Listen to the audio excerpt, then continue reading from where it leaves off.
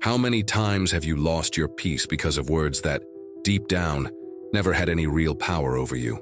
How many times has a harsh look, a snide comment, or a cold attitude, from someone who often doesn't even truly matter, managed to pierce your day and completely change your state of mind? That's where the true battle of modern life begins. Not against external enemies, but against the subtle chaos that settles in our minds when we hand over control of our emotions to the behavior of others. To the Stoics, social intelligence is not the ability to manipulate, charm, or persuade. It is the silent art of observing without absorbing, responding without reacting, deeply understanding what lies behind each human gesture, and still remaining whole, calm, unshaken. Because the world is full of people who speak without thinking, act on impulse, and project their pain onto others. But the wise do not play that game. The wise see everything, understand everything, and choose silence as their shield, calm as their sword, and perception as their crown. True power is not about convincing anyone. It's about no longer needing to. Have you noticed that most of our suffering doesn't come from what others do, but from what we interpret about what they do? You're not wounded by words. You're wounded by how you choose to hear those words, by the weight you give them, by the meaning you silently construct inside yourself. The problem is not that short, cold reply. It's your fear of not being loved. The problem is not that dismissive look. It's your unconscious desire to be accepted by everyone. The problem is not the other person's silence. It's the noise it creates inside you. That's why learning to read and respond to people, not merely react, is one of the noblest skills of the human soul. And Stoic philosophy is the blade that cuts through the emotional illusions that make us prisoners of others. This is not a journey of forced self-control. It's a journey of clarity, of seeing it with almost painful awareness that the world will remain messy, disorganized, emotionally chaotic, but you don't have to be. You can be the one who doesn't bend, who doesn't rush to judge, who doesn't return anger with anger, but with wisdom. Imagine a deep ocean. The storm may rage at the surface, but the depths remain calm, still, untouched. That is how the Stoic mind operates. Other people's storms do not shake those who have built depth within themselves. You're about to understand something that could completely change the way you relate to the world. People are not the problem. The problem is how you internalize them. Their behaviors, their words, their attitudes. All of these are signals. But the way you interpret those signals is what determines your suffering or your peace. And this is where the art of Stoic social intelligence begins. An art that requires no degrees, no tactics, only presence, self-awareness, mastery. Mastery begins the moment you choose not to respond on the same frequency. Because the other may shout, but you don't have to shout back.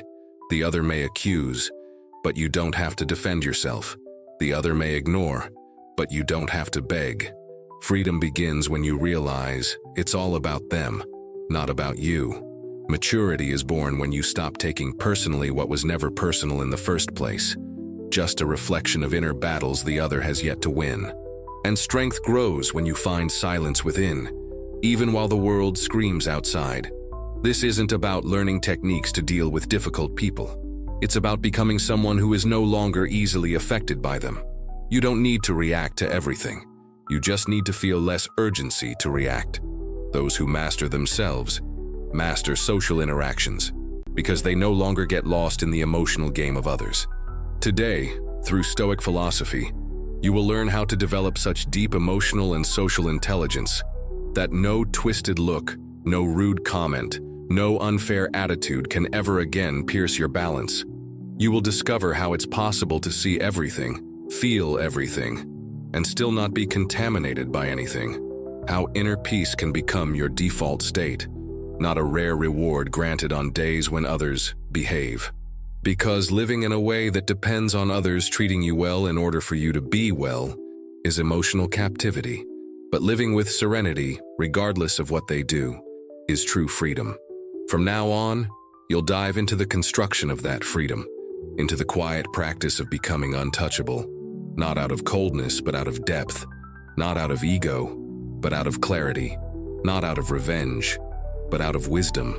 This is the art of reading and responding to people with the eyes of a trained soul, with a mind that sees beyond gestures, with a heart that is no longer shaken by other people's instability, with the awareness that everything the other projects only has power over you if you choose to carry it, and you no longer have to carry it. You can observe, you can interpret with clarity, you can understand, and still choose silence as your response. Because sometimes the greatest act of wisdom is saying nothing. It's simply continuing to be intact, integral, unshakable. Today you begin to become that presence. Today you begin to master the art of becoming untouchable. Today you discover that you no longer need to get angry or upset, because what comes from the outside no longer finds any echo within. Imperturbability is not something you achieve overnight. It is not a gift you're born with. It is a construction, built in silence, raised within the soul like an invisible temple, where no external noise can enter. And this construction begins exactly at the point where most people give up, the moment you realize that you don't control the world, but you do have the power to master your response to it. Most people live like leaves in the wind, carried away by other people's words, by others' mood swings, by unanswered messages, by sideways glances, by tones of voice laced with venom. But the Stoic learns to be a tree with deep roots. He does not bend to every emotional breeze. He is not shaken by storms that weren't born within him. The construction of imperturbability begins with the understanding of what is within your control and what is not. You don't control what people think, nor what they say, nor how they act. You don't control their fears, their frustrations, their absence, or their outbursts. You only control how you choose to respond to it all. And in that choice lies your freedom. Offenses are like arrows launched into the air. They only strike those who offer their chest to receive them. But the wise does not move. He observes. He understands. But he does not offer himself as a target. You don't need to remain silent out of cowardice. You remain silent out of clarity. Because those who react impulsively live at the mercy of others. But those who master their own impulses become masters of themselves. True social intelligence isn't about always having the right response. It's about knowing when silence is the only response needed. And that silence is not empty. It's full of lucidity. It communicates something most people still don't understand. I will not fight a war that isn't mine. Because that's what many conflicts are. Wars that have nothing to do with you, but you step into them out of pride, vanity, or the need for validation. A criticism is not necessarily an offense. It may be a reflection of the other's pain. It may be a clumsy attempt to communicate. It may be a reaction to their own fear. You don't need to absorb everything you hear, nor carry everything you see. Learning to filter is the foundation of imperturbability. Filter what's worth hearing, what's worth responding to, what's worth keeping, and what should simply be let go. Because much of what steals your peace only does so because you didn't let it pass. You grabbed it, analyzed it, absorbed it, and got hurt by something you could have let float away like a loose leaf in the wind. But the ego won't allow that. The ego wants justice, wants a comeback, wants revenge. The ego wants to prove that you are right, but wisdom wants to prove that you are at peace. And when you must choose between being right and being at peace, the true sage chooses peace. The building of imperturbability requires daily practice of emotional detachment, letting go of the need to please, letting go of the urge to be understood, letting go of the expectation that others will treat you how you wish to be treated. This is not coldness, it is clarity. It's understanding that no one is obligated to match your expectations, and you are not obligated to be shaken by that. You can see, you can feel, you can understand, but you don't need to react. The Stoic practice of detachment is like shaping a stone. You chip away everything that's not essential. You remove urgency. You remove the need for recognition. You remove attachment to wounded pride. And what remains is the essence. Serene, untouchable, imperturbable. Now imagine a situation. You're standing before someone who yells, accuses, projects. Emotional chaos pours from their eyes, their tone, their posture. And you remain still, not out of passivity, but out of emotional sovereignty. You look them in the eyes, you take a deep breath, and you choose the silence that refuses to bow to provocation. This is the invisible training, the internal muscle you strengthen daily when you choose not to react as you once would have. With every thought you master, every impulse you refuse, every time you choose to interpret calmly instead of exploding instinctively, you lay another stone in your inner temple. And this temple isn't built with clever quotes, it's built with silent decisions made in the realm of the soul. You don't need others to change. You need to change how much you allow yourself to be affected by them. That is freedom. When you no longer need to control others to be at peace, you've understood everything. But it's important to know, the construction of imperturbability is challenging because it requires you to face your own demons. The anger you feel is not the other's fault. It's a reflection of what is still unhealed within you. The resentment you carry is not the responsibility of the one who hurt you. It's the result of you keeping that wound open for too long. The need to respond to everything comes from the fear of appearing weak. But in truth, responding to everything is the greatest weakness, because it shows you still care too much. You're still too attached, still living by the rhythm of others, not your own. You cannot control how others treat you, but you can train how your soul absorbs.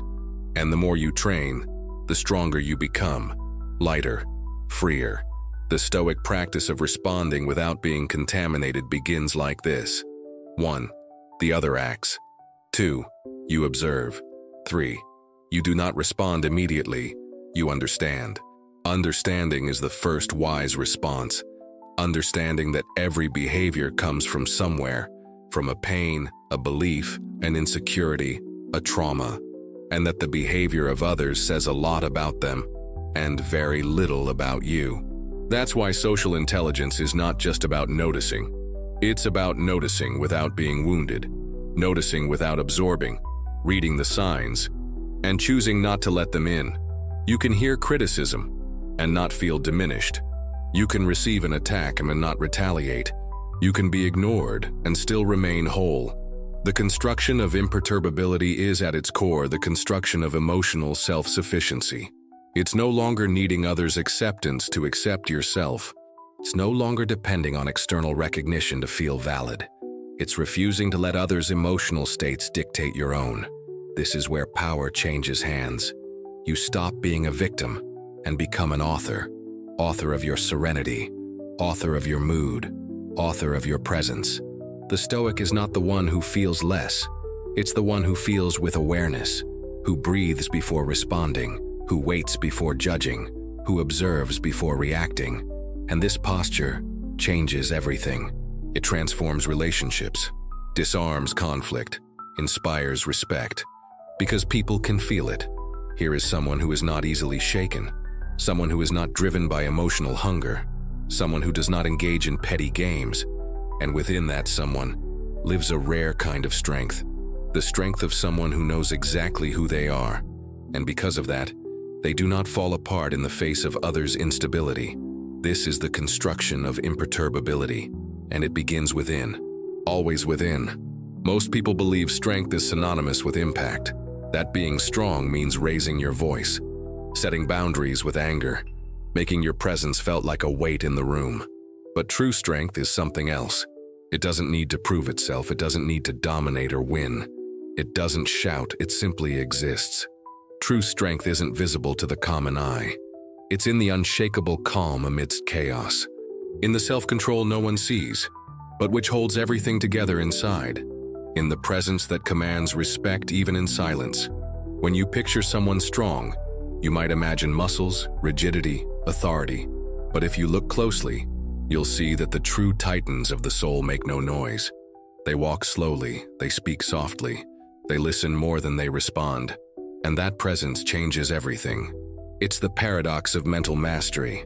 The less you need to react, the more powerful you become. The less you need to defend yourself, the more respected you are. The less you need to prove, the more obvious it becomes who you already are. Stoic philosophy understood this centuries ago. The world is volatile. People's emotions are unstable, life is unpredictable, and the one who survives is not the one who reacts to everything, but the one who remains whole, despite it all. Picture a warrior, not in an external battlefield, but in the battlefield of the soul. This warrior doesn't fight with swords. He fights with thoughts, with impulses, with premature judgments. He wakes each day and puts on the armor of presence, the breastplate of clarity, the shield of silence. Then he enters the world where at every corner he'll find someone testing his peace. The rude cashier, the relative who always makes jabs, the friend who only calls when they need something, the stranger with an arrogant glare. Each of these is a test, a choice. Do you respond in kind or transform the moment into an act of mastery? This is invisible training.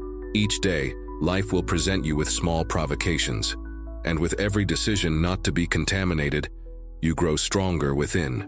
The Stoics' invisible strength doesn't come from always having the perfect comeback. It comes from not needing to say anything at all. You don't need to answer everything. You don't need to correct everyone. And you definitely don't need to convince those who don't want to be convinced. Sometimes the wisest response is not to join the conversation, to let time speak, to let the other figure it out on their own, or to let evil collapse under its own weight. The wise one knows that engaging in conflict often means lowering yourself to the same emotional level as someone ruled by ego. And if someone is shouting, it's because they've already lost. The shout is the desperation of someone who no longer knows how to be heard. Criticism is frustration in disguise. Sarcasm is the mask of insecurity. And if you can see this, you refuse to fight shadows. True strength lies in not being carried away. You can hear insults and smile inside, because you know it's not about you. It's about the other person's inner world. You can be ignored and keep walking in confidence, because you know your worth isn't measured by someone else's glance. You can be tested and still choose not to react, because you know that real power is self-mastery. The Stoic practices ataraxia, a serene, unshakable state that doesn't mean apathy, but clarity. It is the absence of unnecessary disturbance. It's the state in which no emotion takes control. You feel, but you feel with awareness. Anger arises, and you observe it. Disappointment comes, and you welcome it without drowning in it. Pride surfaces, and you recognize it, but do not feed it. It's a process of inner refinement, where you become more lucid, less impulsive, more present.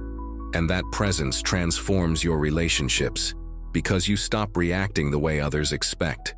You exit the emotional game that once drained you. You no longer offer resistance, and by doing so become unshakable.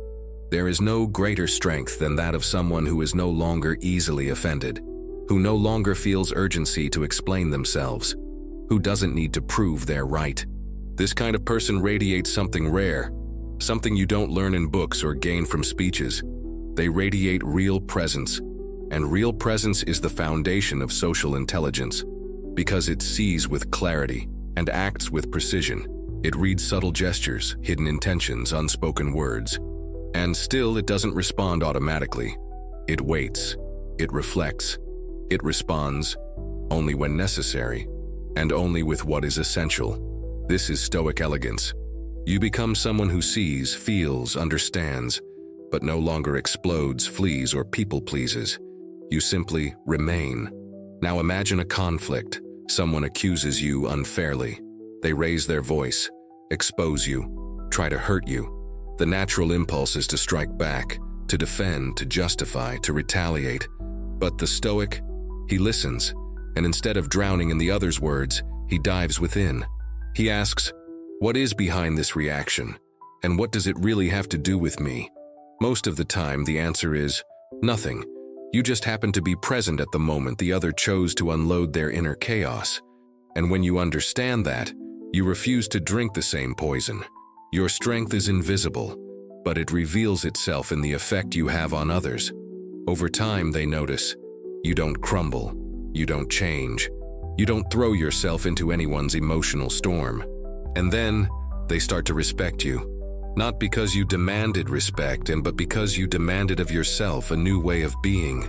a way that no longer trades peace for approval, that no longer bends to earn validation, that no longer enters hollow arguments just to win. That strength changes everything, because whoever carries this presence becomes a reference. You're no longer just another person reacting. You become someone who inspires, someone who shows through silence that peace is possible even in the storm, someone who teaches through gestures that you don't need to shout to be heard, someone who reveals through calm a new way to live. You don't need to control the world. You just need to master your inner world. And when you do that, the world outside no longer holds as much power, because in the end, what wounds us most is not what comes from outside. It's what we allow to enter. But you can close that door. With awareness, with practice, with mastery. This is the Stoic path. This is the path of true strength. The world tests your mind every single day, not to see who is the strongest, but to see who is the wisest. In every conversation, every glance, every moment of silence, there's an invitation to lose control, to react, to respond with anger, to drown in someone else's emotion. But the Stoic learns not to accept that invitation. He watches the scene without becoming it. He feels the impact without being wounded by it. He responds only when there is something true to say, and when there isn't, he remains silent. Have you noticed how most conflicts begin simply because someone didn't know how to wait? Because someone misinterpreted, reacted too quickly, or felt the need to impose? Life gives us every day the chance to choose between two paths, the path of reaction or the path of understanding, the path of impulse or the path of depth, the path of ego or the path of awareness. And the choice seems small in the moment, but within it lies the entire direction of your emotional life. You can train your mind to live in peace, even in a disordered world. You can learn to read people, not with judgment but with compassion, and respond to them, not from pain, but from clarity. When someone ignores you, the untrained mind screams, "You're not important. You've been rejected." But the Stoic mind answers, "Maybe they're distracted. Maybe they don't know how to deal. Maybe this has nothing to do with me." When someone attacks you, the untrained mind explodes. "This is a personal attack. I must defend myself." But the Stoic mind observes, "This attack is not mine. It reveals the other's inner state, not my worth." Can you see it? Social intelligence isn't about manipulating situations. It's about not being manipulated by them. It's about keeping your serenity, even when everything around you tries to steal it. It's about keeping your tone firm, even when the other raises theirs. It's about keeping your gaze clear, even when others try to confuse you. It's about holding your posture, even when everything around you tries to bend you. And that ability doesn't come from a magic formula. It comes from silent training, from repetition, from the daily decision not to live like everyone else lives, to become different. Because while the world seeks attention, you seek presence. While the world lives on appearances, you live in truth. While the world reacts, you respond. While the world explodes, you remain. That steadiness changes everything. It's felt in the room. It's noticed in relationships. It's admired and even silently adored by everyone who crosses your path. Because deep down, people recognize those who are rooted, who are firm on the inside, who no longer need to prove anything. And those who no longer need to prove gain everything others strive so hard to obtain: peace, respect, authenticity, presence. You don't need to become perfect. You only need to become aware of every gesture, every thought, every emotion that arises within you. And from there, choose more wisely, choose more calmly, choose more consciously, because it's not about what others do. It's about what you choose to do with what they do. Your freedom begins the moment you decide, "I will no longer place my emotional state in anyone else's hands." And that decision changes everything. You begin to see others with more compassion, because you understand that everyone is fighting an internal battle you can't see. You begin to interpret behaviors not as attacks, but as mirrors. Mirrors that reflect more about them than about you. You begin to take yourself less seriously, Because you understand that ego is a burden, and those who live for recognition live imprisoned by validation. You begin to walk with lightness, speak less, feel more, respond better, and slowly the world around you starts to change. Not because the world changed, but because you changed, because your way of being in the world transformed. Stoic philosophy doesn't teach you to defeat others. It teaches you to defeat the only real opponent, yourself, your reactions, your impulses, your illusions.